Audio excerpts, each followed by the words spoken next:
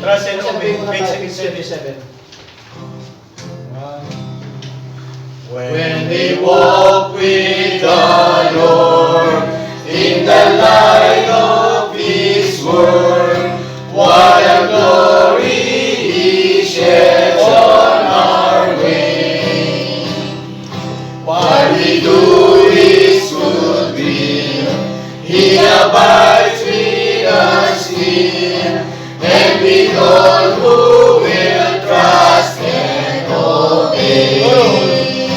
Trust and obey, for there's no other way to be happy in Jesus but to trust and obey. Number 2. Not a shadow can rise, not a cloud in the skies, but His smile quickly drives it away. Not a doubt or a fear, not a sigh or a tear can abide while we trust and obey.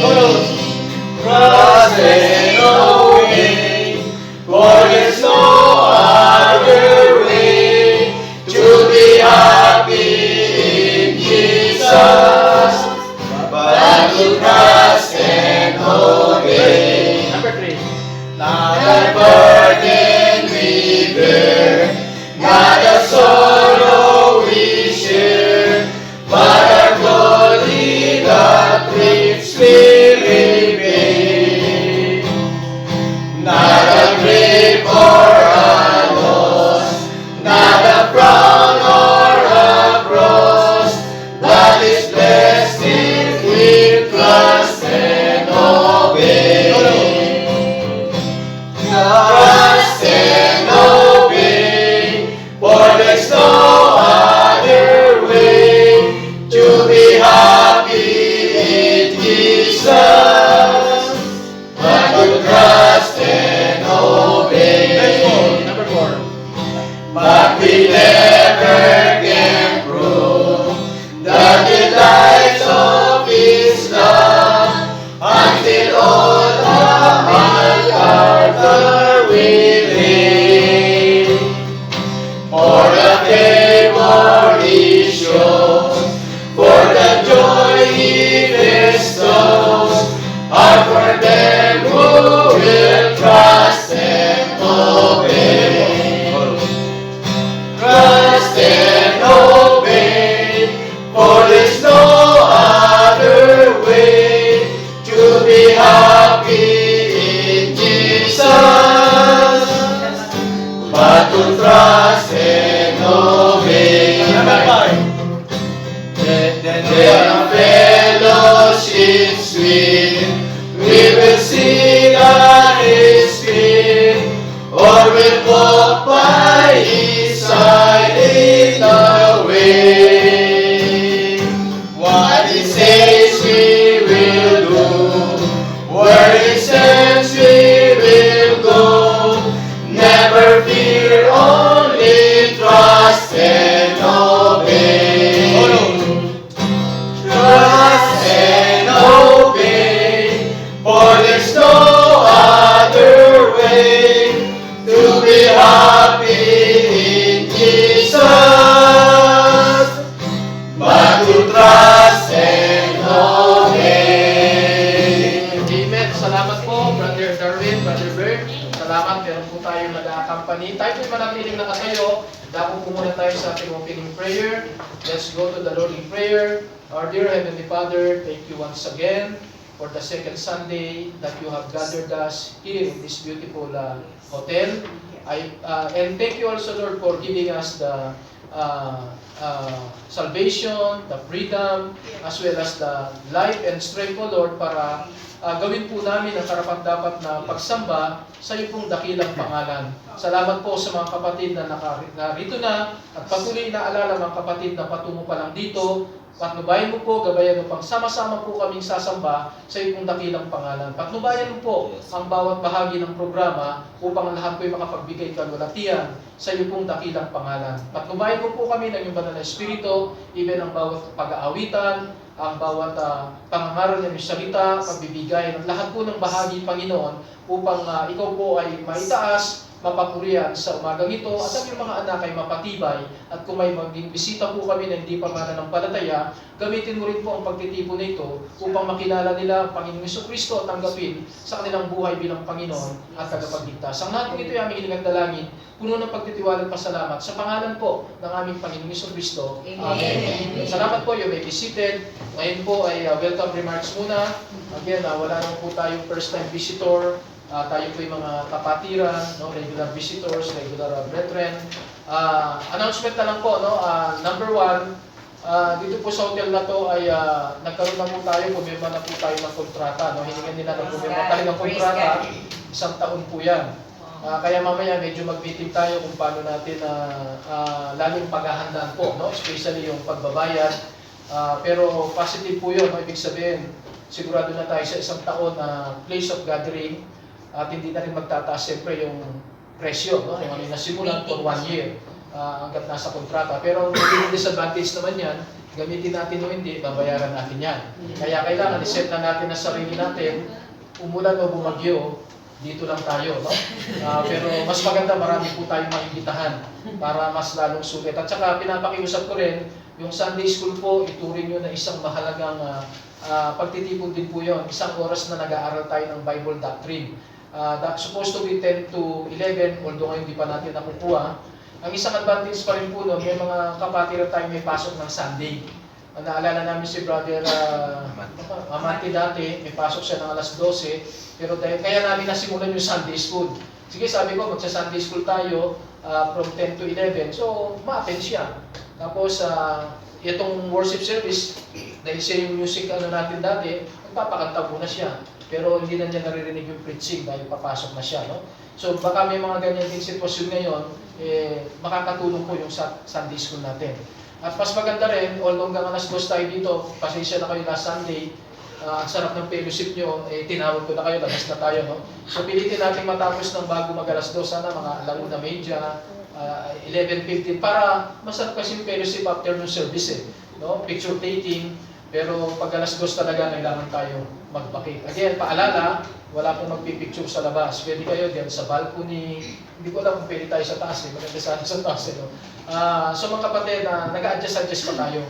Hindi pa tayo pwede magdala ng pagkain, pero nagdadala kami ng konting tubig dyan kasi nagpa-practice ng kuway. Baka mahal pala yung tubig sa baba, no? Yes. 550 yata, 500. So, pero yung hindi halata po, magdala kayo ng sariling baso or ano, pero kung wala kayo, meron tayo dyan, disposable lang para hindi nila nakikita sa labas na may dala tayong kahit tubig, no? Pero later on, pag nakausap natin, baka pati kape ay payagan na, no? So mga kapatid, yun lang, tawagin natin ang ating music ministry, Sister Jeremy, Masha, and Cheryl for welcome song kayo, welcome song. Akala niya, choir na eh. Welcome song muna.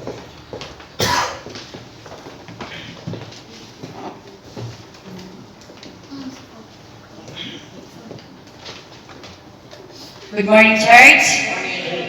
Okay, before we start, may babasahin lang po akong verse.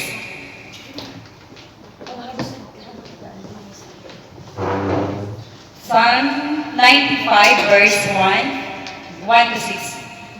Sing joyful song to the Lord, praise the mighty rock where we are safe. Come to worship Him with thankful hearts and song of praises.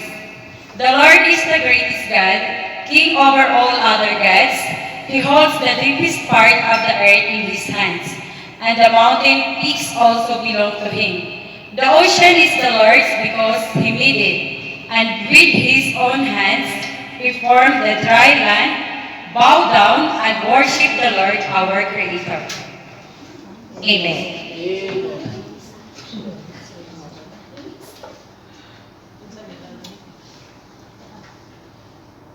Tayo, tayo po tayong lahat.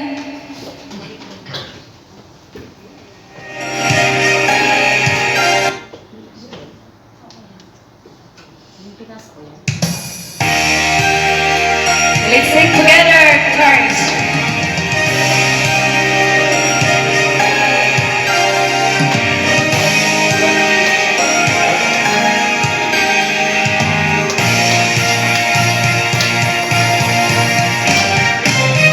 Every praise is to our God. Every word of worship with one accord. Every praise is to our God. Sing hallelujah to our God. Glory, hallelujah is to our God. Every praise is to our God. Every praise is to our God. Every word of worship, one accord. Every praise is to our God. Sing hallelujah to our God. Glory, hallelujah is to our God. Every praise is to our God. Every praise is to our God. Every word of worship is one accord. Every praise is to our God. Sing hallelujah to our God. Glory, hallelujah to our God. Every praise is to our God. Every praise is to our God. Every word of worship with one accord. Every praise is to our God. Sing hallelujah to our God. Glory, hallelujah is to our God. Every praise is to our God. God, my Savior. God, my Savior. God, my healer. God, my deliverer. Yes, He is. Yes, He is. God, my Savior. God, my healer. My healer. God, my deliverer. Yes, He is. Yes, He is. God, my Savior. God, my healer. God, my healer. God, my deliverer. Yes, He is. Yes, He is. Yes, He is. Yes, He is. Every praise to our God. Every word of worship in one accord. Every praise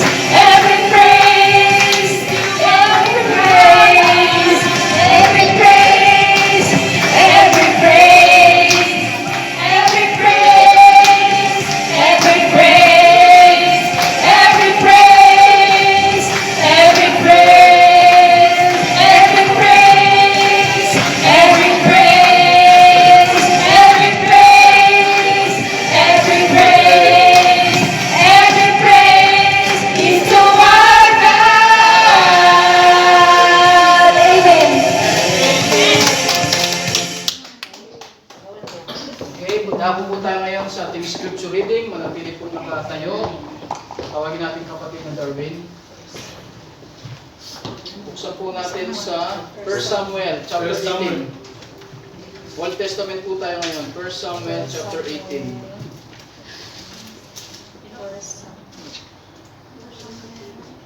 1 Samuel chapter 18. Yes, Samuel chapter, from the book of 1 Samuel chapter 18 verses 1 to 30. Responsive reading din mga kapatid. Okay. Chapter 18. Nakita niyo lang. Okay. Mga Chapter 18. 18, 1 to 30. Hanggang dulo po. Okay. Tama. 1 Samuel 18. verse 1. And it came to pass, when he had made an end of speaking unto Saul, that Saul of Jonathan was knit with the soul of David, and Jonathan loved him as his own soul.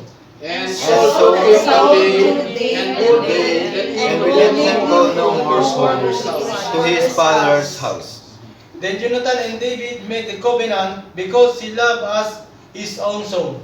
And Jonathan stripped himself of the robe that was upon him, and gave it to David, and his garments, even to his sword, and to his bow, and to his girdle. And David went to whithersoever Saul sent him, and behaved himself wisely. And Saul set him over the men of war, and he was accepted in the sight of all people, and also in the sight of Saul's servants. And it came to pass, as day came, when David was returned from his slaughter of the Philistine, that the women came out of all cities of Israel, singing and dancing to meet King Saul, with tabrets, with joy, and with instruments of music. And the women answered one another as they played, and said, Saul hath slain his thousands, and David his 10,000. And Saul was very wroth, and the saying displeased him, and he said, They have ascribed unto David 10,000, and to me they have ascribed 10,000, and what can he have more but the kingdom? And Saul eyed David from that day and forward. And And it come to pass on the on morrow the that evil spirit from God came upon Saul, and he prophesied in the midst of the house. And David laid with his hand, as at other times, and there was a javelin in Saul's hand. And Saul cast the javelin, for he said, I will smite David, even the whole with it. And David avoided out of his presence twice. And Saul was afraid of David, because the Lord was with him, and was departed from Saul. Therefore Saul removed him from him, and made him his captain over 1,000, and he went out and came before the people. And David behaved himself wisely in all his ways, and the Lord was with him.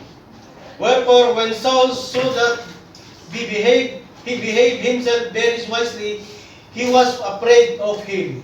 But all Israel and Judah loved David, because he went out and came in before them. And Saul said to David, Behold, my elder daughter, Merab, her will I give thee to wife. Only be thou valiant for me, and fight the Lord's battles. For Saul said, Let not mine hand upon him, but let the hand of the Philistine be upon him. And David said unto Saul, Who am I, and what is my life, or my father's family in Israel, that I should be son-in-law of the king? But it came to pass, at the time when Merab Saul's daughter should have been given to David, that she was given unto Adriel, and the Melotite to wife. And Michal, Saul's daughter, loved David, and he takes Saul, and the king pleased him. And Saul said, I will give him her, that she may be a snare to him, and that the hand of the Philistines may be against him. Wherefore Saul said to David, Thou shalt this day, my son-in-law is one of the twain. And Saul commanded his servant, saying, Commune with David secretly, and say, Behold, he hath delighted in thee, and all his servants love thee. Now therefore be the king's son-in-law. And Saul's servant spake those words into the ears of David. And David said, Seemeth it to you, a light thing to be king's son's-in-law, seeking that I am poor man, and lightly esteemed. And the servants of Saul told him, saying, On this manner spake David. And Saul said, Thus shall ye say to David, The king desireth not any dowry, but 100 foreskins of the Philistine, to be against a king's enemies. But Saul thought to make David fall by the hand of the Philistine. And when the servants told him these words, it pleased David well to be the king's son-in-law, and the days were not expired. Wherefore David arose and went, he and his men, and slew of the Philistines 200 men, and David bought their foreskin, and they gave them in the full of the tables, David to the king. them to the king, that he might the kings to the king, that he might be the king's son-in-law. And Saul gave him Michal his daughter to wife. And And Saul Saul also knew that the Lord was with David, and that Michal's Michal's daughters loved him. And Saul was yet the more afraid of David. And Saul became David's enemy continually. And the princes of the Philistines went forth, and it came to pass, after they went forth, that David behaved himself more wisely than all the servants of Saul, so that his name was not shed by. This is the word of God. Salamat po, mari na po kayo magsupo. At ngayon po itawagin natin ang choir to render the special number. Meron po pala tayong dalawang first time visitors, si Cheryl, Cheryl din ang pangalan niya, Alamis. Asan siya? Cheryl, makita kayo. Ayan, at saka si Marlene Cortez. Marlene, ayan, salamat. Sila po ay yung isa, taga Camarines Sur, first time yata tayo yung visitors from Bicol area. Tapos yung isa sa taga Davao City. Cheryl. Welcome kayo mamaya kilalanin pa natin sila yung gusto. Okay, quiet. Render po natin yung ating special number.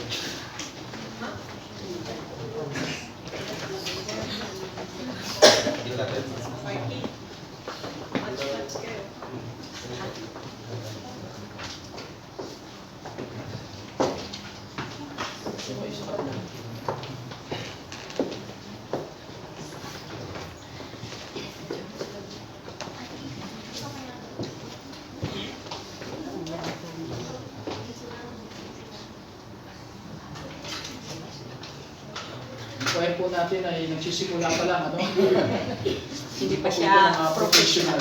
Pero for the Lord. For the Lord. Amen. Kayo po may talento, pwede po kayong mag-join,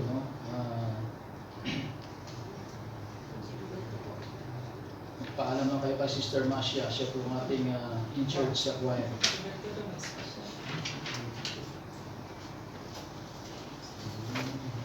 Pero yung mga special number po, welcome po ang lahat.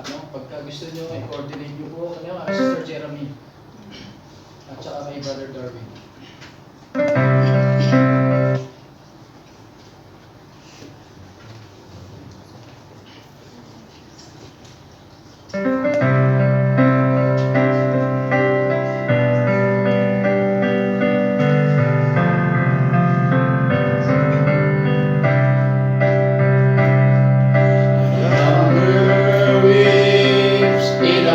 Distant land, she has no one to show her God's love.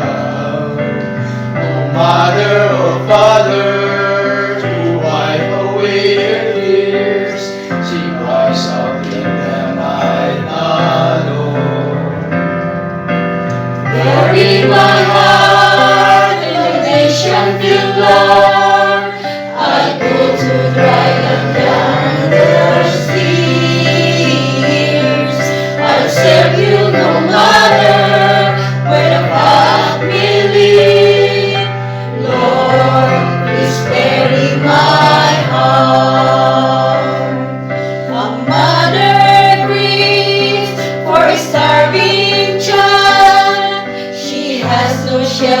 from the cold. Early provisions will disturb suffering, but who will fear his soul? Bury my heart on a mission-filled Lord. I give the gospel to the suffering ones. I know whatever you want me to do, Lord, please bury my heart. Will you ignore this lesson tonight? Can you hear their daily cries? They're begging for someone to show them the way. We must go before another rise. Bury my heart on a mission, dear Lord. This distant voices won't be away. I'll do your will, whatever the cost. Lord, please bury my heart. Bury my heart on a mission, dear Lord. These distant voices won't be away. I'll do your will, no matter the cost. Lord, please bury my heart. I'll do your will, no matter the cost. Lord, please bury my heart. Lord, I give you my heart.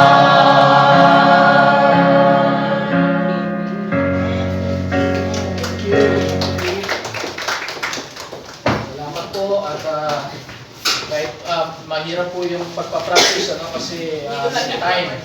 Pero minsan po dito na kami nagpa-practice pero salamat po sa Panginoon. Now, tuloy po natin mga special numbers po kung ilan po yung naka-line up ngayon. Unahin natin yung kina Sister Ellen, no? Sister Ellen and Sister Lala. And then alam ko may isa pang naghahanda o dalawa pa. Sunod-sunod na po yan. Team by team. Team by team.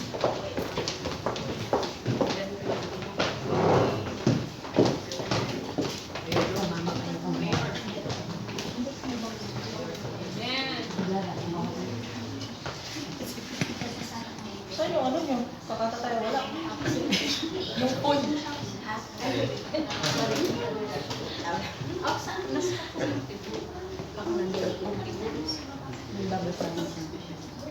Yung verses nyo. Hello. Thank you, Jesus, for the blood. Pwede po tayong sumabay. Wala. Yung mga nakakama Thank you, Jesus, for the blood. Okay. Salvation.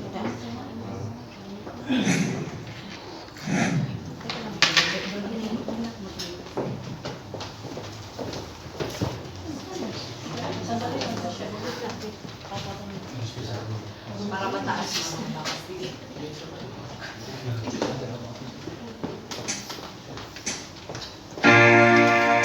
Romans chapter 4 verse 8. But God shows His love for us, in that while we were still sinners, God Christ died for us. I was a wretch. I remember who I was. I was lost. I was blind. I was running out of time. Sin separated. The reach was far too wide. From the far side of the chasm, you held me in your sight.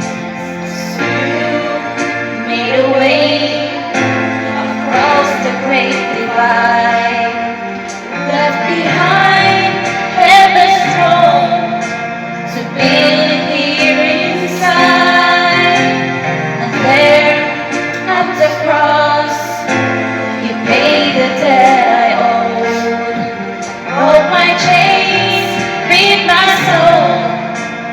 first time I had hope. Thank you, Jesus, for the blood of life. Thank you, Jesus, it has washed me white. Thank you, Jesus, you have saved my life. Brought me from the darkness into glorious light.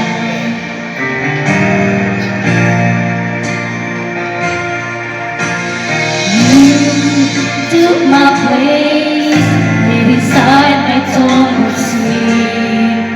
You were buried for 3 days, but then you roamed right out again.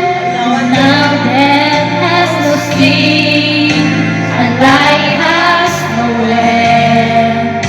For I have been transformed by the blood of the Lamb. Thank you, Jesus, for the blood of life. Thank you, Jesus, it has washed me white. Thank you, Jesus, you have saved my life. Brought me from the darkness into glorious light.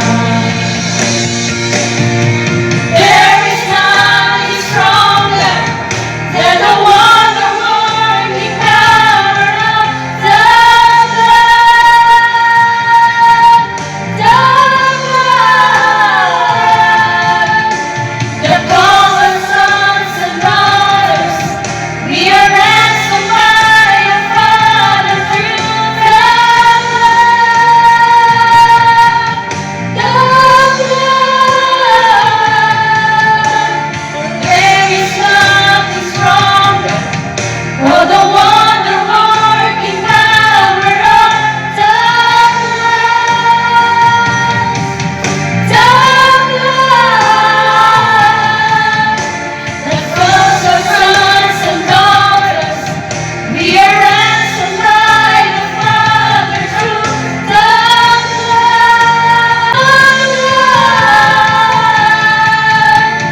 Thank you, Jesus, for the blood of life. Thank you, Jesus, it has washed me white. Thank you, Jesus, you have saved my life.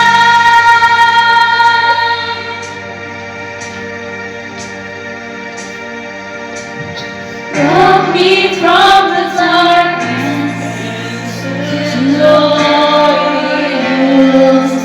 light. Thank you, Glory to His name. Amen. Amen. Next po. Ano pa daw? Offering prayer po. Amen. Hindi, may ano pa, another. Ay, Meron pa. Madami po yung special number, mas maganda yan. Sige, Brad. Amen.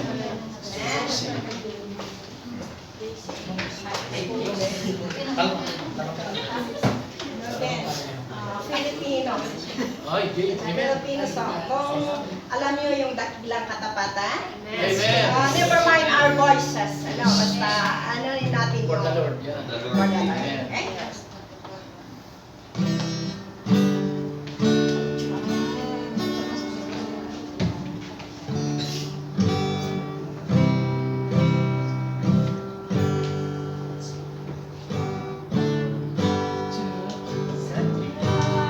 Kay buti na natin, Panginoon, magtatapat sa habang panahon.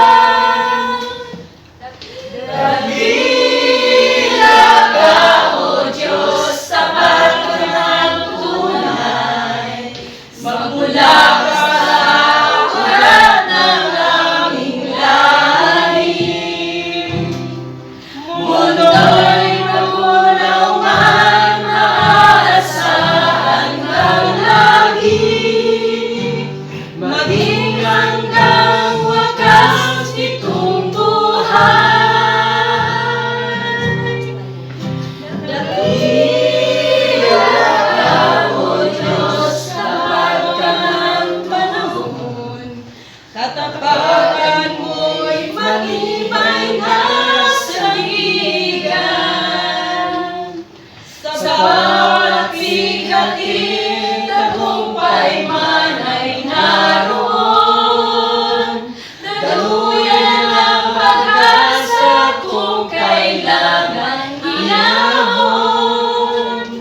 Pag-ibig mo'y alay sa amin, noon hanggang ngayon.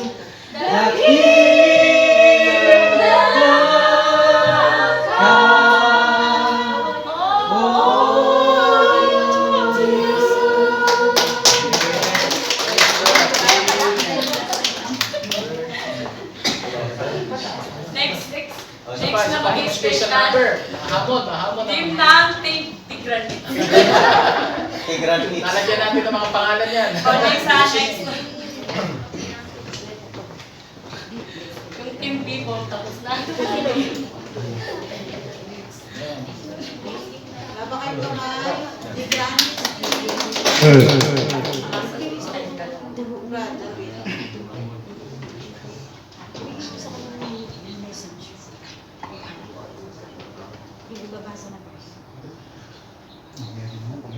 Palakpakan.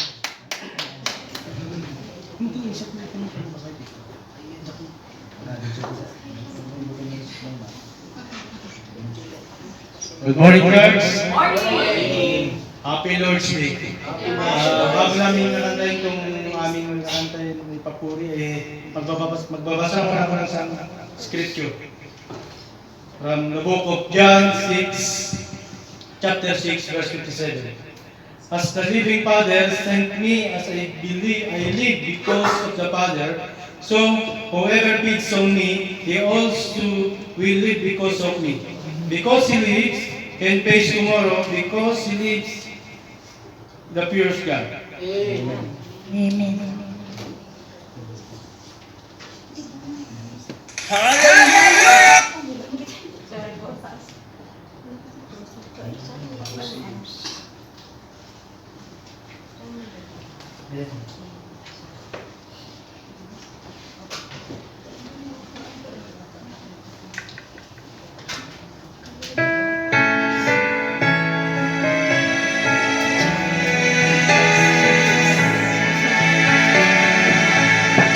Sa isa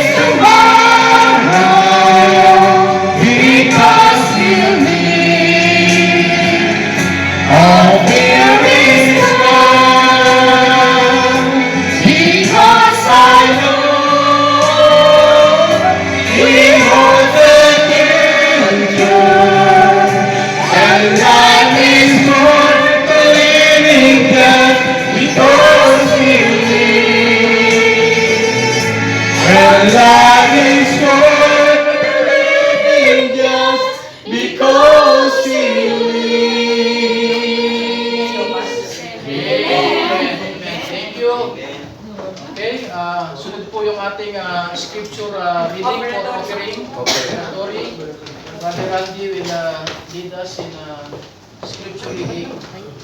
Good morning, brethren. Morning. God is good. Yes. Wala na bang gusto intermission? Baka may gusto pang umabot. Ng tatlo lang, may maximum.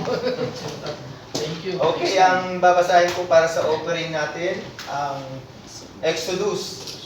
Exodus 35, 4 to 10. Kung may Bible kayo, buksan nyo.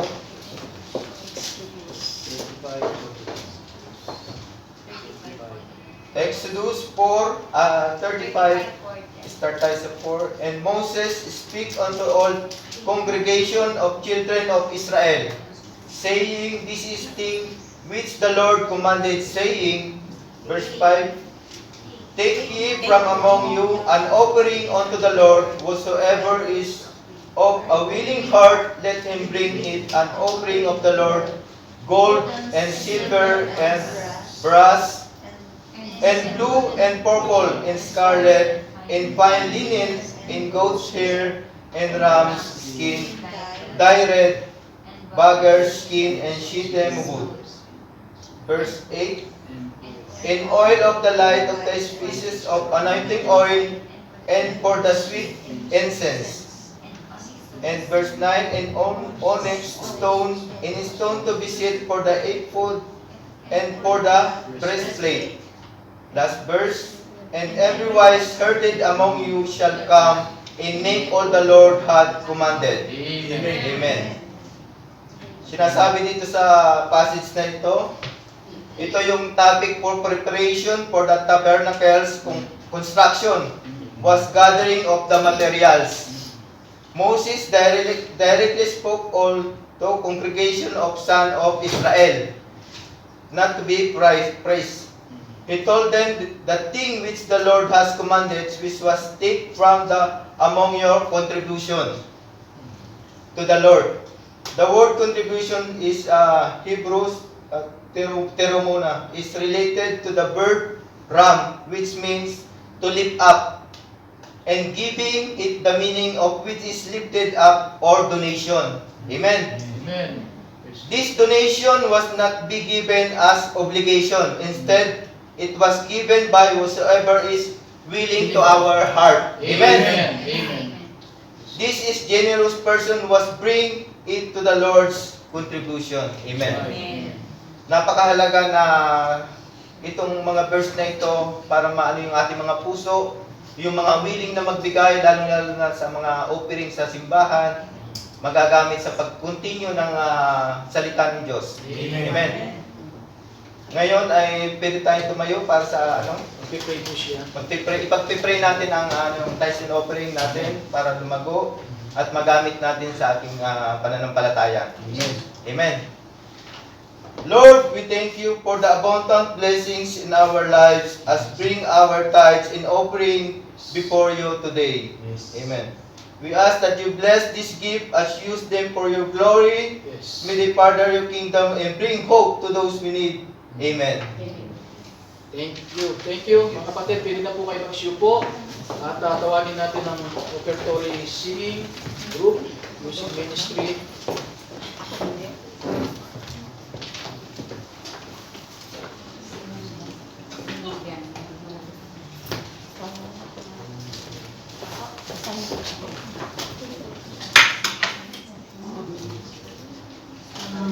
Blessed morning to everyone.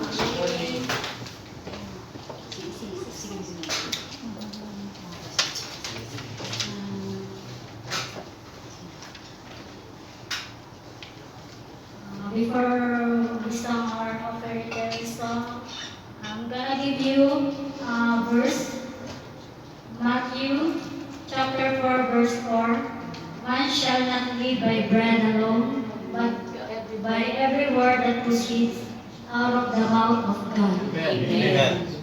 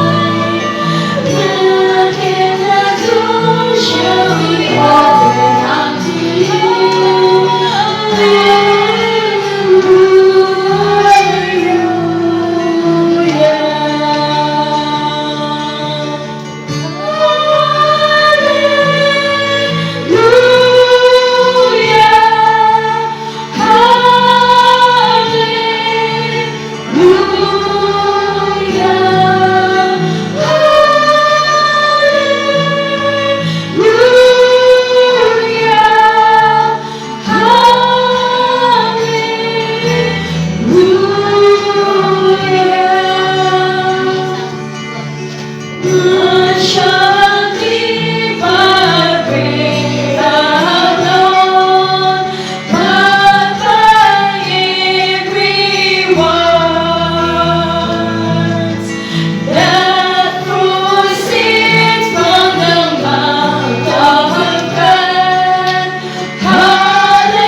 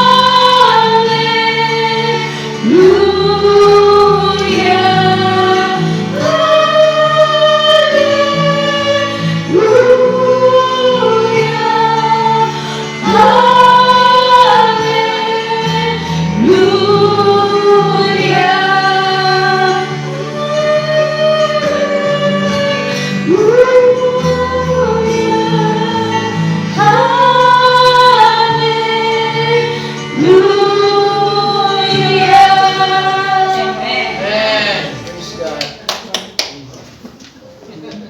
Salamat, sis.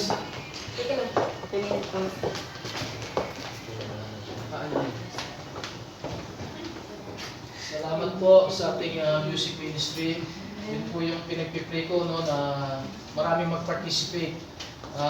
Reminder po ulit, hindi po tayo katulad ng mga nagko-concert kagabi. May concert yata sa Republic Square. Kaunti yung nagpe-perform pero marami nanonood. No? Pag sa church po, kahit may kumakanta sa harap, hindi po ibig sabihin sila yung performer. Lahat po tayo. Ang matindi, di ba? Pag kunwari sa Pilipinas, nag-concert kunwari yung isang mga awit, tapos umaten yung presidente, tuwan-tuwa sila, no? Parang special ng kanilang mga audience. Sa atin mga kapatid, ang Diyos ang audience natin. Every worship service, ang Diyos po ang nanonood sa atin.